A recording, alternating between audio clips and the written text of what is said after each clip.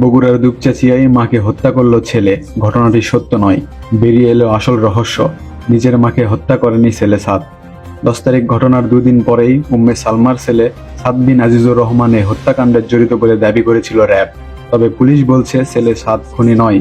আজিজার রহমানের বাসার 4 তলার ভাড়াটিয়া মহিলা মাবিয়া সহ আরো 2 জন মিলে হত্যা করে গৃহিণী উম্মে সালমাকে। অপর 2 জন আসামি হলেন একজন মুসলিম ও আরেকজন সুমন। গৃহিণী সালমাকে হত্যা করে ওয়াইফাই রাউটার ও ফোন সঙ্গে নিয়েই যান হত্যাকারীরা। ফোনের সূত্র ধরেই মাবিয়া সহ আরো 2 জন আসামিকে আবিষ্কার করেন দুপচাচিয়া থানার এসআই এরশাদ আলী। তাদেরকে নজরে রাখেন এরশাদ আলী। তাদের চলাচল ও ফোন ট্র্যাক করে পৌঁছান তাদের কাছে। থানায় 3 জনকে ধরে নিয়ে এসে জিজ্ঞাসাবাদের পর স্বীকার করেন আসল ঘটনা। খোঁজ পাওয়া যায় মৃত সালমার বাড়ির আলামত।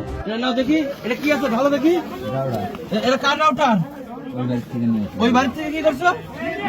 সেই রাউটার খুলো।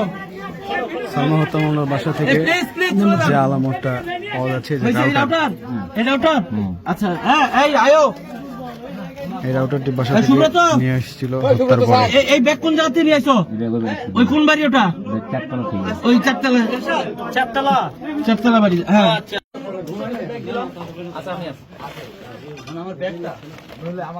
ভাড়াটিয়া মাবিয়া পুলিশকে জানান 4 মাস আগে উম্মে সালমার ওই বাসা ভাড়া নিয়ে তিনি ওখানে মাদক ও অনৈতিক কাজ চালিয়ে যাচ্ছিলেন। বিষয়টি টের পাওয়ার পর উম্মে সালমা ও তার স্বামী আজিজার রহমান ভাড়াটিয়া মাবিয়া আক্তারকে 1 মাস ধরে বাড়ি ছেড়ে দেওয়ার জন্য বলছিলেন। তার কাছে 2 মাসের ভাড়াও পাওনা ছিল। বিষয়গুলো নিয়ে মাবিয়া বাড়ির গৃহকর্মী উম্মে সালমার উপর ক্ষুব্ধ ছিলেন। এজন্যই তিনি তার সহযোগী মাদক ব্যবসায়ী সুমন চন্দ্র সরকার এবং মুসলিমকে নিয়ে শনিবার উম্মে সালমাকে হত্যার পরিকল্পনা করেন। পরিকল্পনা মাফিক ঘটনার সময় মাবিয়া প্রথমে ওই বাসায় প্রবেশ করেন। পরে মোবাইল ফোনে ডেকে নেন 2 সহযোগী সুমন ও মুসলিমকে। তারা 2 জন বাসায় ঢুকে চেতনানাশক স্প্রে করে উম্মে সালমাকে অচেতন করেন। এরপর তার নাক মুখ ও হাত বেঁধে বাসার ডিপ ফ্রিজে ঢুকিয়ে রেখে তারা 3 জন সেখান থেকে বেরিয়ে যায়। বগুড়ার অতিরিক্ত পুলিশ সুপার সুমন রঞ্জন সরকার বলেন, আটকের পর মাবিয়া, সুমন ও মুসলিম উম্মে সালমাকে হত্যার কথা স্বীকার করে ঘটনা পুরো বিবরণ দিয়েছে। পরে তাদের দেখানো জায়গা থেকে পুলিশ হত্যাকাণ্ডের ব্যবহৃত জিনিসপত্র এবং ওই বাসা থেকে পাওয়া যাওয়া জিনিসপত্রগুলো উদ্ধার করে। বিকেলে তাদের 3 জনকে এই মামলায় গ্রেপ্তার দেখিয়ে স্বীকারোক্তিমূলক জবানবন্দি নেওয়ার জন্য বগুড়া আদালতে নিয়েছে পুলিশ। পুলিশ আরও জানান, আমরা এই ঘটনার আরও অধিকতর তদন্ত করছি। বিস্তারিত তদন্ত শেষে জানানো হবে।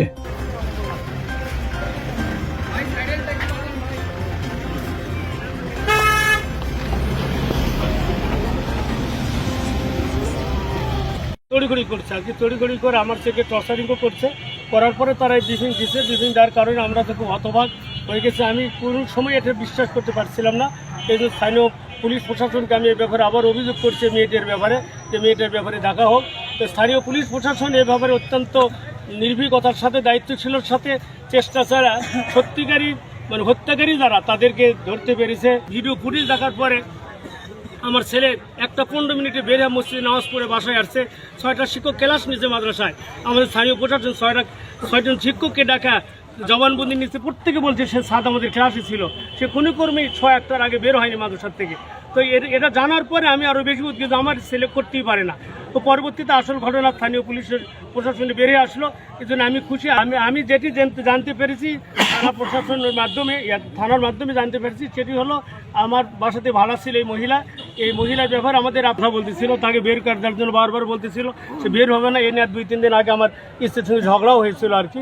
এর পরবর্তীতে পুলিশ প্রশাসন তাকে নিয়ে যাওয়ার পর থানার থেকে যেটা জানা হচ্ছে সেটি হলো 12:30 বা তার 5-10 মিনিট কম বেশি আগে আমার বাসায় সে ঢোকার পরে আমার স্ত্রীর সঙ্গে গল্প করতেছিল, আমার স্ত্রী তরকারি করতেছিল। আর ও নাকি 9:30টার দিকে 2 জন ওই যারা পুরুষ তাদের ওদের বাসায় রাখছিল। এই গল্প করার ফলে ওই 2 জন পুরুষ নামা আসার পরে আমার স্ত্রী আসার পরে সে স্প্রে করে আমার স্ত্রীর মুখ চেহারায়। স্প্রে করার পরে আমার স্ত্রী ওখানে অজ্ঞান হয়ে পড়ে যায়। তখন তার হাত বেঁধে ওই জীবিত অবস্থায় তাকে ফ্রিজের মধ্যে নেমে হত্যা করা হয়। এতটুকু আমি জানতে পেরেছি। আমাদের দাবি এখন প্রকৃত হত্যাকারী যারা আসামি, এদের রাষ্ট্রীয় সংবিধান আইনে সর্বোচ্চ শাস্তি ফাঁসির আমি দাবি চাই, এবং আমার সন্তান যে নিরপরাধ তাকে দ্রুত যেন খালাস করে দেওয়া হয়।